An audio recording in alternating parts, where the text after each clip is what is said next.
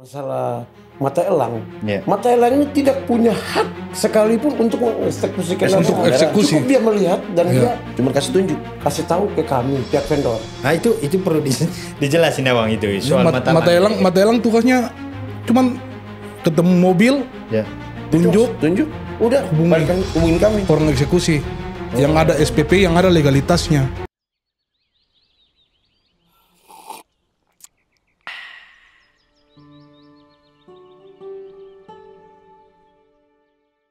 Salam ngopi ringan.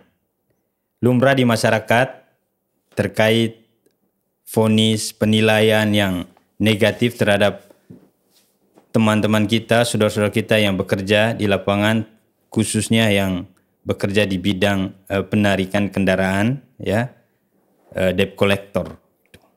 Banyak sekali kesimpulan yang prematur yang seringkali diambil oleh masyarakat kemudian berujung pada penilaian yang sangat rapuh, penilaian yang sangat prematur tentang pekerjaan mereka. Maka sore hari ini di Ngopi Ringan sudah hadir saudara-saudara kita, teman-teman kita, abang-abang kita yang hari-harinya memang bekerja di sana, lapangan pekerjaan mereka. Kita akan mendengar dari mereka penjelasan yang komprehensif, yang lengkap, seperti apa sih pekerjaan mereka sehingga kita punya pengetahuan yang sangat lengkap gitu sebelum memberi atau memberi penilaian, menjustifikasi pekerjaan mereka.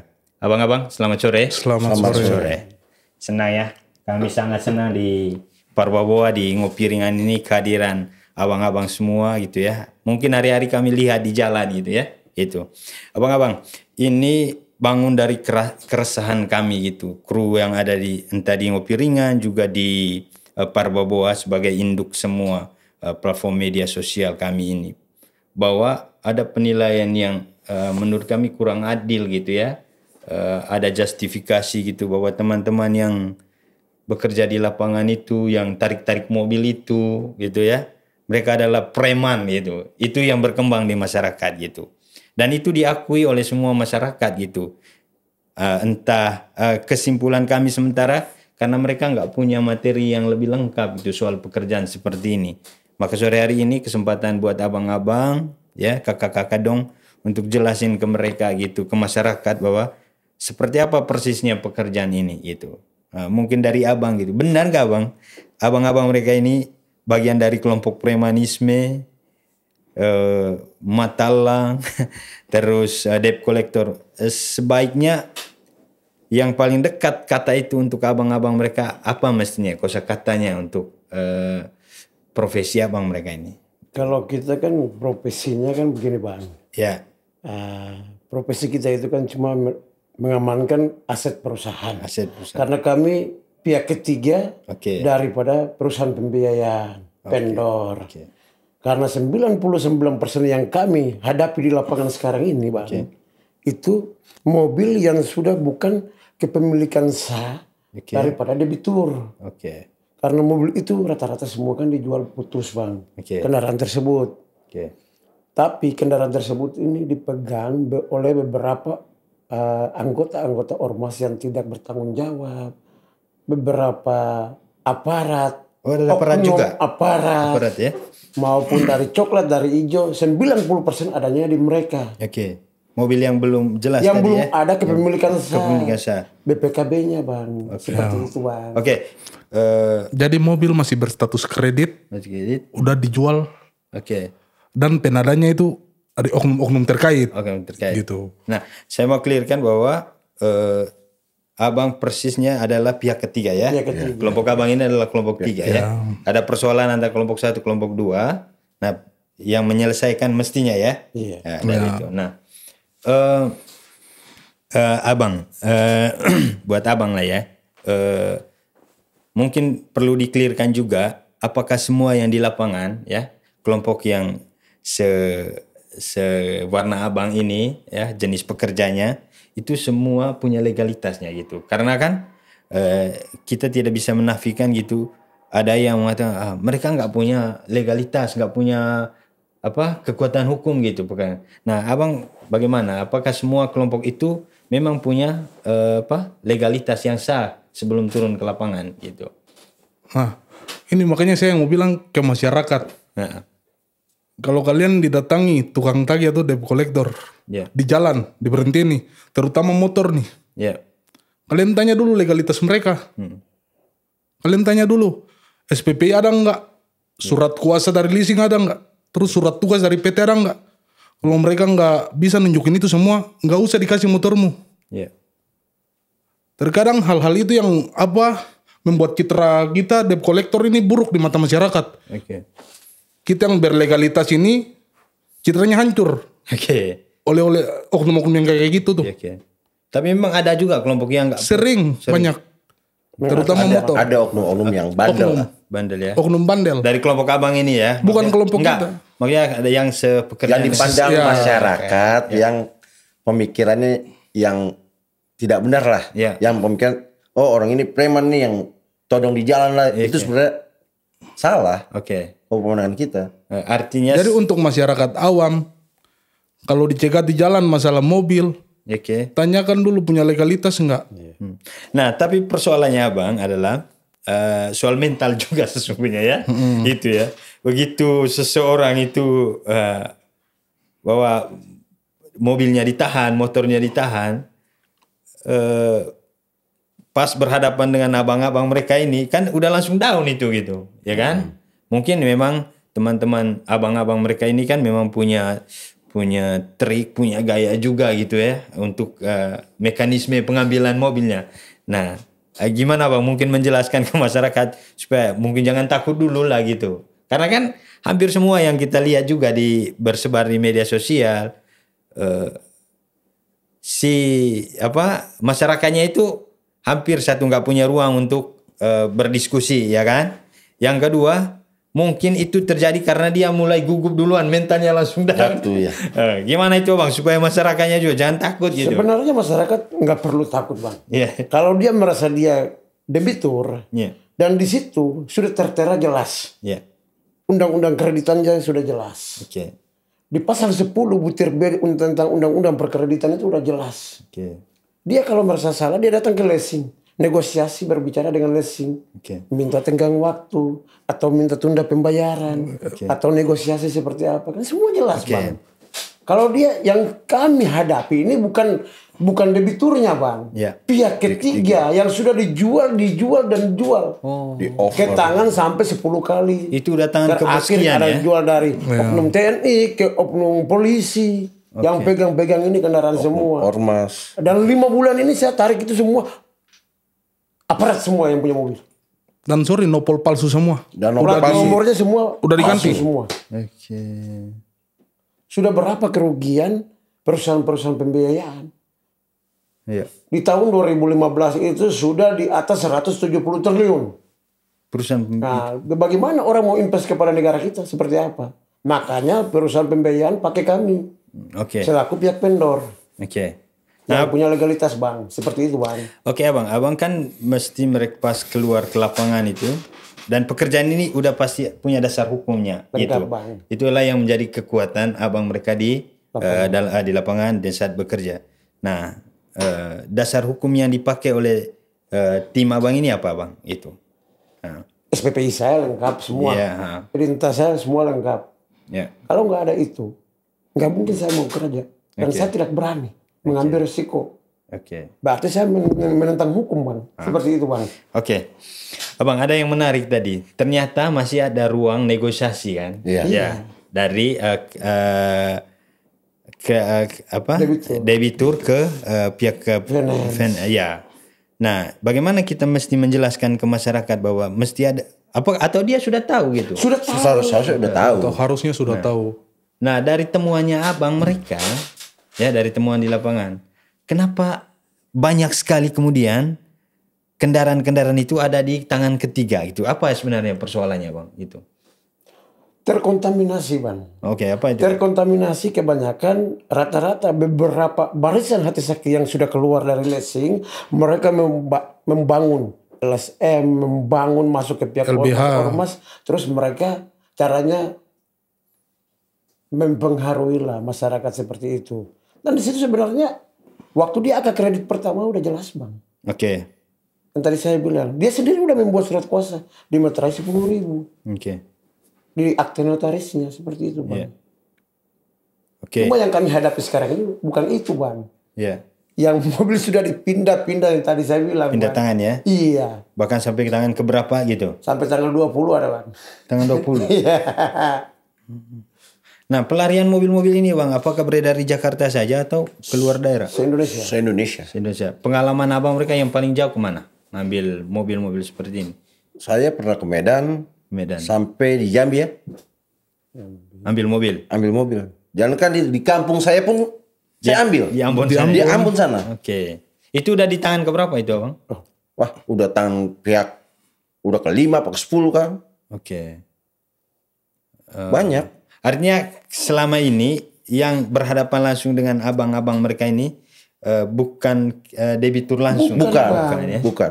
Itu. Akhirnya yang ramai kan di masyarakat itu seolah-olah itu udah debiturnya. Karena nggak tahu ternyata itu udah ada di tangan. Kalau dikatakan seperti abang bilang tadi masalah mata elang. Mata elang ini tidak punya hak sekalipun untuk mengeksekusi kendaraan. Untuk eksekusi. Cukup dia melihat dan dia cuma kasih tunjuk. Kasih tahu ke kami pihak vendor.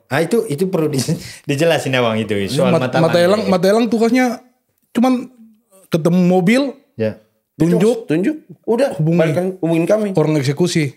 Yang ada SPP, yang ada legalitasnya. Itu orang eksekusi. Artinya kalau mata elang nggak punya legalitas. Untuk eksekusi kendaraan nggak punya. Oke, perlu clear ini ya, Bang. Ada beberapa tahap ini tingkatan pekerjaan ini. Betul. Ada dari lapangannya itu mata elang. Oke ya, Bang ya? Benar ya? Tugas mereka ini apa, Bang? Untuk menunjuk atau melihat. Itu saja. Yang punya data itu ya? Yang pegang data itu ya. Oke, lantas dari dia distribusi data kepada kami. Ke pihak abang. Posisi abang ini apa namanya?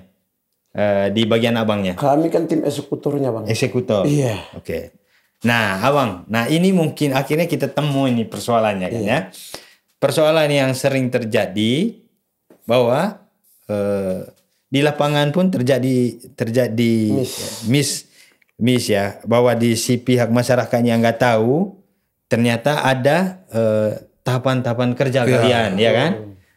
Nah, sementara kita tidak bisa menafikan bahwa teman-teman mata elang juga memang narik dia gitu, sehingga terjadi keributan kan? Nah, itu yang memperburuk citra. Itu yang memperburuk citra kami. Betul. Sebenarnya mata elang itu nggak punya legalitas untuk tarik. Oke, itu ya masyarakat dengar baik-baik ya. Ternyata mata elang tugasnya itu tadi hanya untuk menunjukkan mobil. Menunjukkan mobil ya. Menunjukkan kendaraan. Posisinya di mana gitu ya.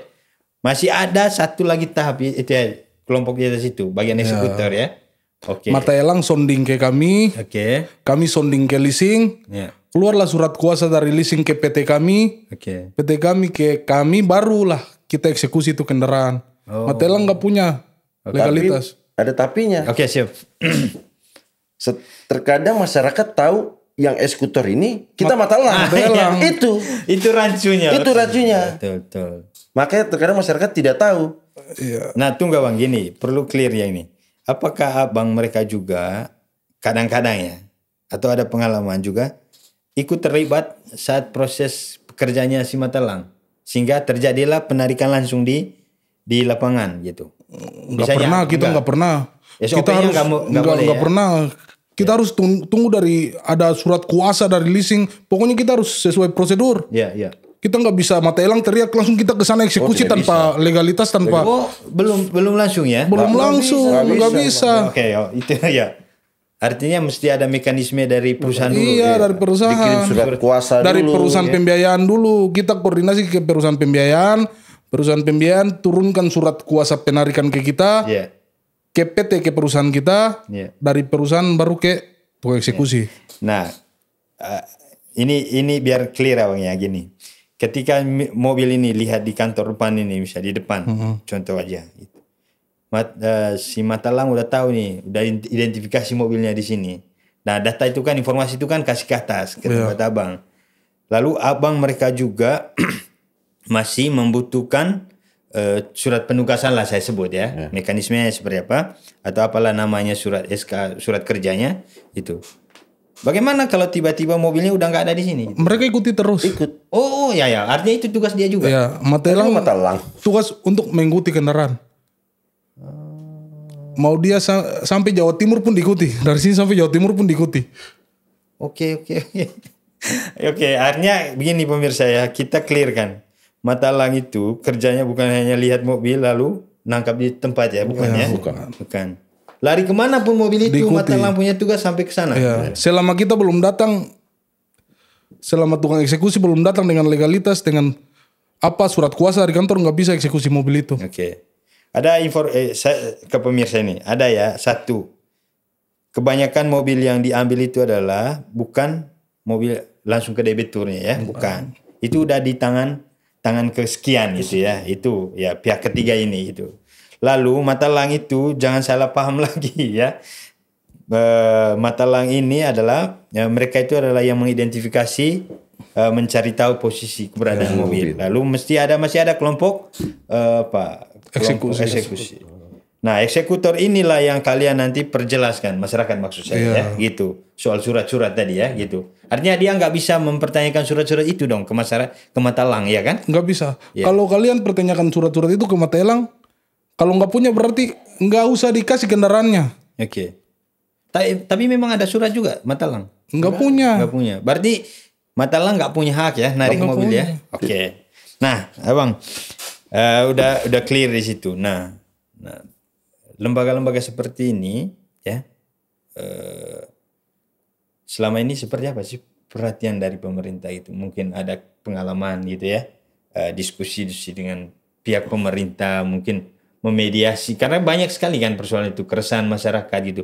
Keresahan yang saya dapat dalam pencarian saya itu akhirnya saya temu karena kekurangan informasi gitu, sepotong-sepotong. Nah, kita hidup di dalam sebuah negara, mesti ada keterlibatan negara juga di dalamnya, entah aparat seperti apa abang itu, mungkin abang itu selama ini ada nggak diskusi dengan pihak pemerintah atau ada perhatian khusus ini dari pemerintah terhadap pernah ada ya. Dari kepolisian ya untuk aren kita. Contoh yang hari itu ada ini Beseta. Dia mengarahkan kita semua untuk ini. Ya, Pak Danu yang bisa lebih jelas lagi, lebih karena detail. Kan otomatis waktu zaman Pak Perdisembo itu beliau masih di bagian fidusia, beliau menerapkan itu kepada kami. Nah, sebelum beliau jadi kabit kan, harapkan itu di BCA, di Kelipuan Penen, Bang Penin, seperti itu kami dipanggil. Waktu itu kami belum ada seperti sekarang, ada pihak ketiga masih pakai perorangan. Silakan ngopi bang, sambil ngopi. Ya. Jadi kami dikasih bimbingan supaya bagaimana menangani perkara-perkara yang kami hadapi di lapangan ini seperti apa bang. Artinya ada ya perhatian dari pemerintah. Iya, seperti ada. Gitu. Cuma ya itu yang tadi yang saya bilang, rasanya ya bukan ke debiturnya, kepada beberapa oknum-oknum LSM yang nakal lah. Ya, LSM. Aparat juga ada bang? 90% banyak bermain juga di sini. Bermain semua di situ. Karena mobil bukan kepemilikan saham mereka, ya mereka pegang kok. Iya. Ketika berhadapan dengan aparat ini bang ya, seperti apa mekanismenya gitu? Kebanyakan bolehlah cerita aja. Kebanyakan ngotot juga. Tapi kalau mereka udah banyak yang salah dan mereka tahu aturan, balik. Tapi kebanyakan 90% kebanyakan ngotot. Seperti itu yang rame ya pasti. Iya. Nggak perlu rame saya. Iya kan. Ada kok pimpinannya dia kok. Jadi berarti kan saya tahu aturan. Saya menghadap pimpinannya dia atau yang lembaga lebih tertinggi daripada dia, saya laporkan kan seperti itu. Itu mekanismenya. Karena kan perusahaan pembiayaan saya, pekerjaan ini kan kami pihak ketiga juga kan kami bayar pajak ke negara. Penghasilan saya otomatis potong 10% itu bayar ke negara. Yang dari perusahaan saya, vendor. Vendor ya. Kan gitu bang. Karena saya salah satu komisaris di perusahaan. Gitu bang. Artinya udah ada ya kontribusi dari perusahaan abang justru untuk negara ini gitu ya. Nah, terus sorry bang, sekarang kita di bawah naungan OJK perusahaan. Siap. Perusahaan kita di bawah naungan OJK, jadi kita kerjasama langsung sama OJK. Dan kita juga disorot. Kita disorot sama OJK. Seandainya kita salah berbuat, SPP kita dicabut. Bukan SPP aja, izin perusahaan dicabut. Legalitas kami dicabut bang. Nah, ini lebih ke internal perusahaan abang deh. Saya coba gali dikit. Nah, apa yang dilakukan oleh abang, sikap abang ketika ya dalam ada anak buah yang bermain di luar prosedural aturan main dari perusahaan abang. Seperti apa contohnya bang? Misalnya datang ke sana tanpa ada surat perintah. Nggak bisa, saya nggak bakalan kasih itu. Oke. Dan memang itu tidak diwajibkan bang, seperti itu bang. Oke. Harus mesti satu, pertama legalitasnya dia, ID card-nya dia, SPPI-nya dia, semua lengkap baru bisa bang. Oke. Nah abang punya sempat memikirkan juga nggak bahwa pekerjaan ini pekerjaan mulia, ini sudut pandang saya. Kenapa mulia? Satu tadi kan membantu juga untuk perusahaan sana itu. Yang kedua, pekerjaan ini kan ujungnya kemudian ya untuk mata pencarian kita. Ada orang yang selalu menunggu kita di rumah untuk keluarga kita kan, gitu. Ada nggak sempat memikirkan bahwa kelompok ini juga karena ini resmi harus punya seragam deh gitu. Kami punya seragam. Oke. Karena dengan pakaian seperti ini bisa saja karena sudah terlalu lama terkristal dalam pemikiran masyarakat. Itu keluar lagi kan pasti kosakata ini preman ini gitu. Ya, sorry juga bang saya apalagi rambutnya bang rewok. ini preman ini ya kan. Karena mereka. Nah dengan seragam kan saya sendiri meyakinkan jika ada seragam ya satu pasti lebih formal hadirnya. Betul. Gitu. Nah, gimana itu bang? Peluang seperti itu gitu. Memang itu seragam ada. Dan selalu umpamanya kami menangani kasus juga, kami tidak terlepas ada dari tim lawyer PT kami juga lebih semuanya dan seperti itu. Nah, bidang-bidang yang selama ini memang selalu bekerja sama dengan abang di perusahaannya abang pihak ketiga ya lawyer, ada media juga. Media belum ada, mungkin kayak bantuan bapak-bapak inilah bantu kami lah seperti itu. Iya ya, kita ya ini isu pinggiran sesungguhnya bang ya. Kenapa pinggiran ya? Karena luput dari media besar sesungguhnya bicara. Maaf ya, karena nggak dianggap bicara konyol kita ini kan gitu. Tapi ya mudah-mudahan banyak yang memberi atensi gitu, memberi perhatian gitu ya. Dengan diskusi kita ya sore hari ini gitu. Nah, abang maaf ini banyak juga saudara kita yang butuh pekerjaan kan ya di luar gitu. Tapi mau masuk ke sini, mau masuk di pekerjaan seperti ini, lihat fisik mungkin udah down duluan gitu. Mau ke sana itu apa sih bang persyaratannya gitu? Kalau saya mah tergantung kasus yang diberikan dari perusahaan pembiayaan kepada kami. Yeah. Kalau ikut aturan pemerintah, sekarang gaji UMR Jakarta paling berapa? Paling 5.300.000, 5.200.000. Saya sedangkan anggota saya 1 bulan saya gaji di atas 15 juta rata-rata bang. Ya siap. Karena kan berkasus yang saya selesaikan seperti itu bang. Oke, baik kasus ya bang. Iya. Berapa puluh leasing yang sudah mulai collab, ada yang sudah jual sahamnya. Nah, ini mobil-mobilnya ini semua kan terbagi. Nah, itu oknum-oknum tadi bang yang menghancurkan itu. Terus persyaratannya? Ya. Ada bang? Nggak ada persyaratan. Saya rasa untuk kerja kayak gini nggak ada persyaratan. Cuma ujian paling kami dari perusahaan kami membantu mereka punya KTP. Iya ujian SPPI. Paling ujian SPPI. Apa SPPI itu? Ujian SPPI. Contohnya seperti ini bang, ini LSPPI yang terbarunya. Kalau nggak ada punya ini nggak bisa kerja kami. Itu harus ujian dulu di OJK. Harus mesti di ujian dulu. Ujian dulu di OJK. Ini ya harus punya ini ya. Iya. Harus lulus ini gitu ya. Kalau nggak lulus saya ujian dulu di OJK. Saya nggak lulus. Baru keempatnya baru lulus. Ini bukan berdiri sembarang di lapangan mereka ini gitu ya kan. Sah mereka ini diakui oleh negara ini. Ini yang mengadakan ini ya. OJK. Itu ya. Yang kasih ujian ini OJK. Artinya kita juga jangan itu ya terlalu kerdil menilai gitu ya. Hanya melihat dari ini lebih resmi mereka ini ya kan. Jadi ada barcode segala gitu ya kan. Harus semuanya barcode pakai barcode bang. LSPPI ya. Lembaga pembiayaan Indonesia ini ya. Iya. Seperti itu bang. Nah, abang maaf ini. Tadi sih udah terjawab pertanyaan saya gini soal orang masuk kerja ya kan. Iya. Saya mau bertanya tadi, bang pekerjaan seperti ini kan banyak juga yang bertanya. Iya. Bisa bertahan gak sih? Berapa atau saya formulasi ulang pertanyaannya. Kira-kira berapa lama bisa bertahan pekerjaan seperti ini, Pak? Ya sampai leasing ini bangkrut atau leasing ini udah nggak ada lagi di Indonesia ini. Iya. Oke. Karena satu hari itu kan orang kredit lebih banyak, kan seperti itu. Oke. Nggak mungkin saya mampu untuk membeli harga mobil 100 juta, Bang. Oke. Karena mobil ini kan sewa beli, Bang. Saya punya duit 10 juta, saya ajukan pinjaman kredit kan. Iya. Kasih keringanan. Per bulannya berapa? Oke. 3 juta. Kan masih mampu. Kan seperti itu. Oke, Bang. Selain narik mobil ya, apa-apa lagi bidang yang kemudian menjadi yang diterima oleh Abang untuk dikerjakan oleh di perusahaan Abang? Penagihan utang piutang. Ya. Sengketa rumah. Sengketa lahan, sengketa rumah. Sengketa rumah itu. Nah, soal sengketa rumah, saya mendengar satu kosakata itu karena banyak juga saudara saya sungguhnya itu. Kita dudukin rumah ini gitu. Ya. Itu apa artinya itu? Kan saya beli cesi, Bang. Okay. Perusahaan saya kerjasama dengan perusahaan yang sudah bangkrut seperti kemarin Indosuria. Okay. Cesinya kan kami beli. Oke.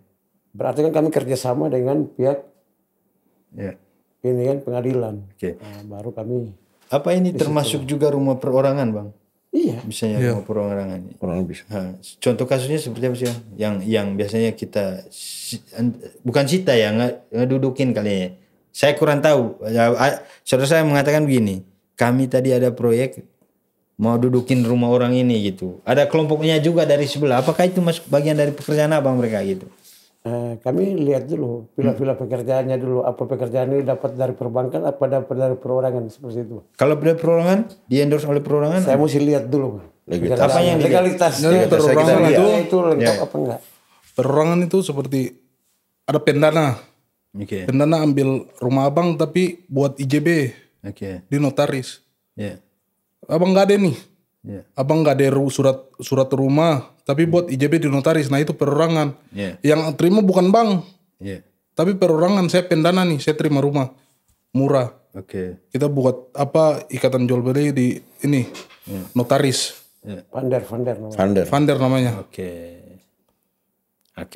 Jadi sesuai jatuh tempo Abang nggak ambil surat rumah Abang. Ya itu yang tadi kata teman-teman itu kata saudara-saudaranya duduki rumah. Oke. Ya. Rumah kita isi udah ya. Ya. Oke. Jadi founder yang pakai kita buat. Ya oke. Abang perlu jelasin ke masyarakat deh.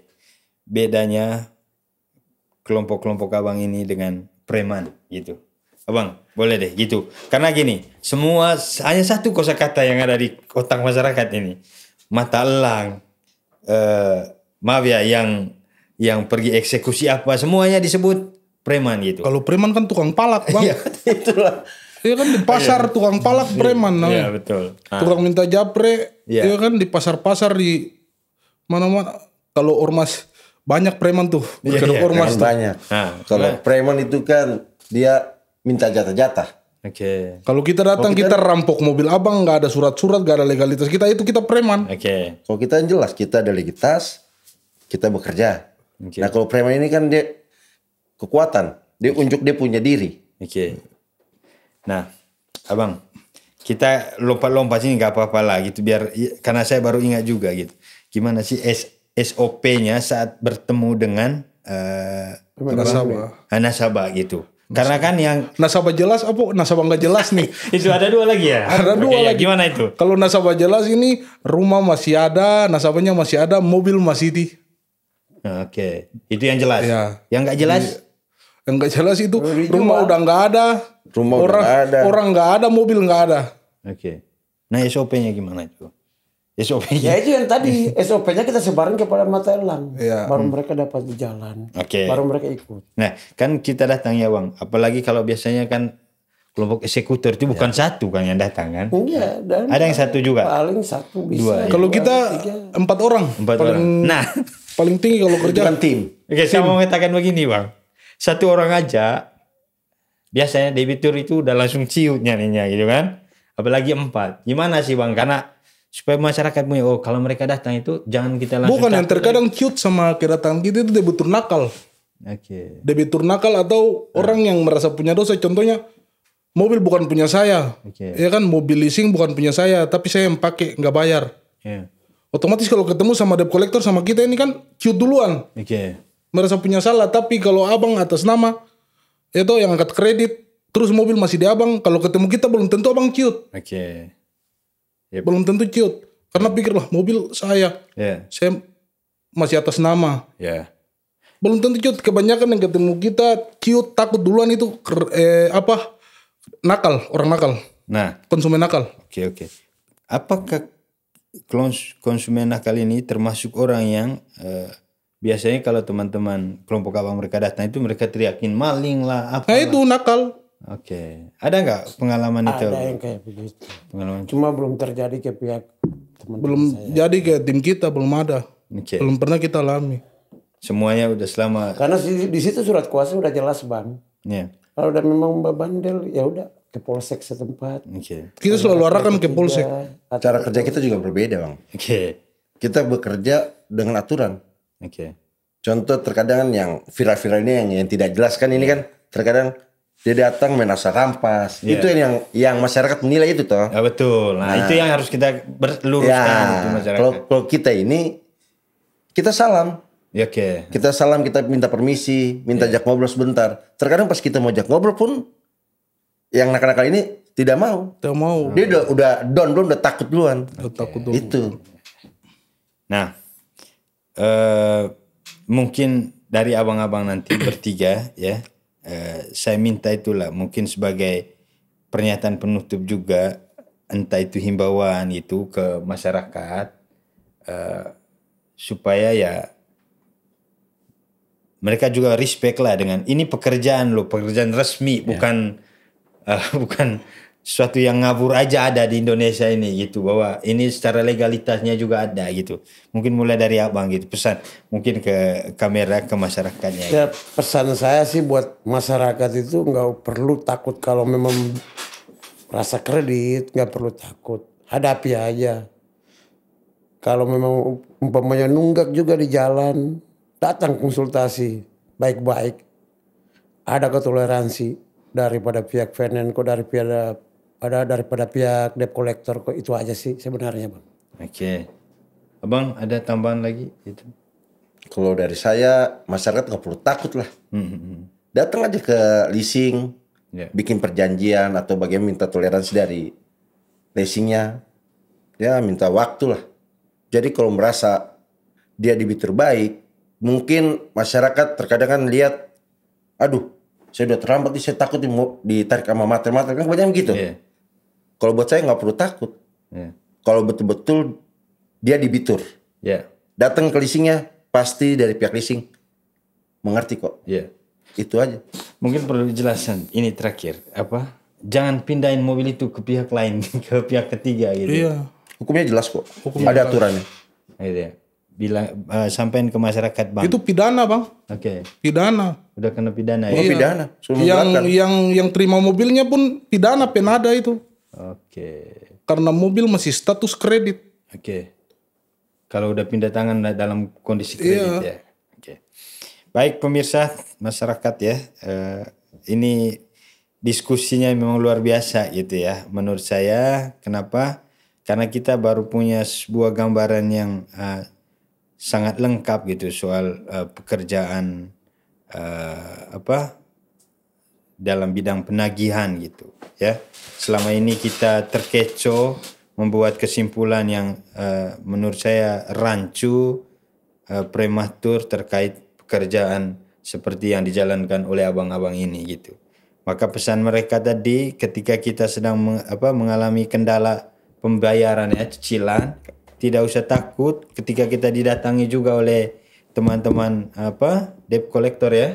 Temuin aja. Temui aja, berbicara baik. Ya, itu juga budaya kita orang Indonesia lah ya. Membangun komunikasi yang baik gitu. Mereka juga manusia pasti tidak tiba-tiba langsung pukul masyarakat. Itu jahat, itu udah penjahat, preman mungkin itu udah gitu. Semoga diskusi ini menjadi